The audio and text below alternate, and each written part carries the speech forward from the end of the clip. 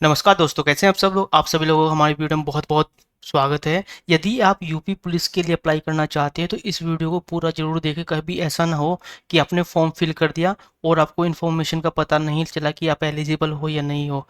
तो अभी आपको पता है करंटली अभी यूपी पुलिस की वैकेंसीज ओपन हो चुकी हैं। जो उसकी टोटल पोस्ट हैं वो आपकी हैं 4543 पोस्ट हैं। ठीक है। जो इसकी स्टार्टिंग हुई है वो हुई थी भाई, जो इसका नोटिफिकेशन आया था वो आया था 28 मार्च को। उसके बाद में जब आपको ऑनलाइन अप्लाई करना था वो 12 अगस्त से शुरू हो चुका है। और 12 अगस्त से लेकर 11 सितंबर तक ही आप अप्लाई कर सकते हो यदि आप एसआई के लिए अप्लाई करना चाहते हो। इसके बाद आपका एप्लीकेशन एक्सेप्ट नहीं होगा। जैसे ही एग्ज़ाम डेट आती है, एडमिट कार्ड आता है, तो हम इस चैनल पे आपको इन्फॉर्म दे देंगे कि आपको एग्ज़ाम डेट कब है आपकी और एडमिट कार्ड आपको कब डाउनलोड करने को मिलेगा। और उसका लिंक भी आपको प्रोवाइड किया जाएगा। सेकंड, अब बात करते हैं एप्लीकेशन फ़ीस की। जब भी आप फॉर्म फिल करने जाओगे तो आपको पता होना चाहिए कि आपकी एप्लीकेशन फ़ीस कितनी है। यदि आप जनरल कैटेगरी में आते हो, आप ईडब्ल्यूएस में आते हो या ओबीसी में, इन तीनों कैटेगरी के लिए जो आपकी फ़ीस होगी वो 500 रुपये होगी। यदि आप एससी या एसटी में आते हैं तो आपकी फ़ीस 400 रुपये होगी। ठीक है। अब आप पेमेंट कैसे कर सकते हो। पेमेंट करने के लिए आपका ऑनलाइन मोड होगा, उसमें आप डेबिट कार्ड से कर सकते हो, क्रेडिट कार्ड से कर सकते हो, इंटरनेट बैंकिंग से कर सकते हो, आईएमपीएस से कर सकते हो, कैश कार्ड या मोबाइल वॉलेट से भी आप कर सकते हो। जैसे आपने देखो भीम यूपीआई हो गया, पे या पे जो आपका यूपी है उससे भी आप पेमेंट कर सकते हो। नेक्स्ट आ गया आपकी एज एलिजिबिलिटी। ये बहुत ज़रूरी है कि एक्चुअली क्या होता है, लोग फॉर्म फिल करना शुरू कर देते हैं लेकिन उनको एज एलिजिबिलिटी का नहीं पता होता। जैसे सपोज करो मेरी एज 29 है मेरी एज, तो मैं इस फॉर्म को फिल नहीं कर सकता।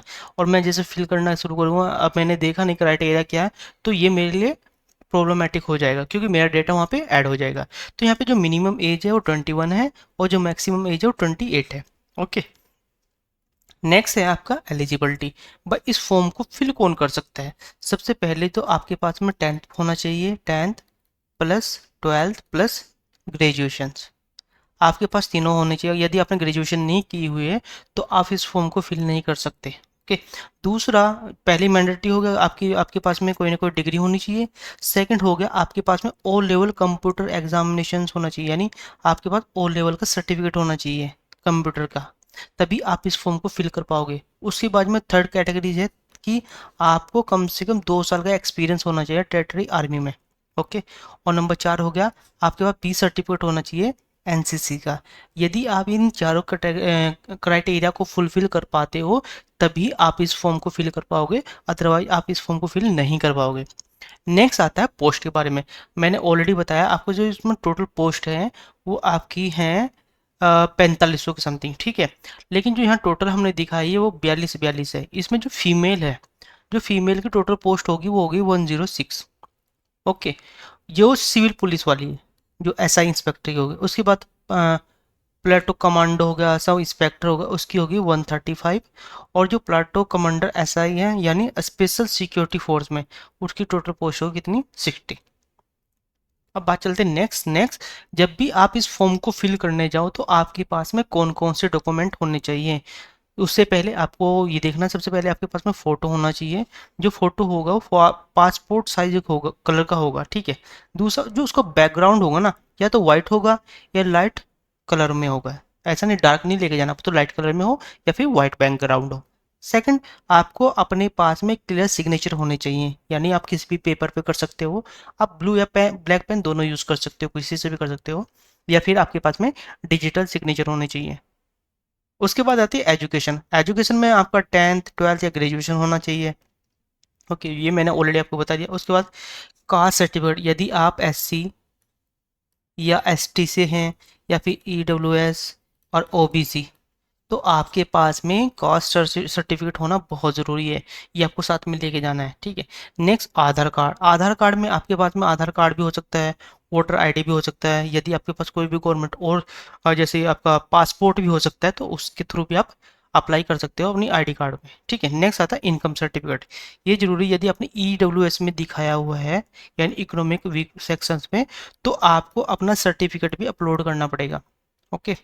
Next, other certificate. Certificate from the special categories, यदि आप हैंडीकैप्ड हो, ठीक है, या फिर आप एक्स सर्विस मैन हो, आर्मी में थे, तो वो आप भी सर्टिफिकेट आप अपलोड कर सकते हो।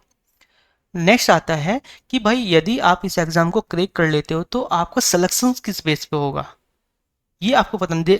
आपने पता, आपने एप्लीकेशन फॉर्म फिल किया, फॉर्म फिल करने के बाद में क्या होगा, आपका एग्ज़ाम होगा।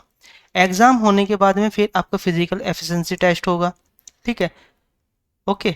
उसके बाद में फिजिकल स्टैंडर्ड टेस्ट होगा, 4 आपका डॉक्यूमेंट वेरिफिकेशन होगा, और नंबर 5 आपका मेडिकल मेडिकल टेस्ट होगा। 5 कैटेगरी होगी। यहाँ पे एक चीज़ क्या नहीं है, यहाँ पे इंटरव्यू नहीं है, ठीक है। यदि आप रिटन एग्जाम क्वालिफाई कर लेते हो तो फिर आपका फिजिकल एग्जामिनेशन होता है, उसके बाद आपकी डॉक्यूमेंटेशन होगा, उसके बाद मेडिकल टेस्ट होगा। इसके बाद में क्या होगा, आपकी डायरेक्ट पोस्ट करती जाएगी जिसकी भी कैटेगरी में आपने अप्लाई किया हुआ है।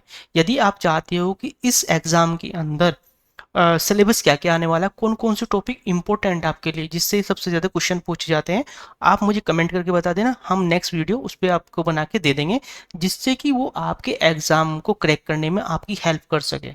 आज के लिए इतना ही, धन्यवाद। और नेक्स्ट वीडियो पाने के लिए हमारे चैनल को सब्सक्राइब करें और वीडियो को लाइक करें, जिससे आने वाली वीडियो का नोटिफिकेशन भी आपको मिलता रहे। धन्यवाद।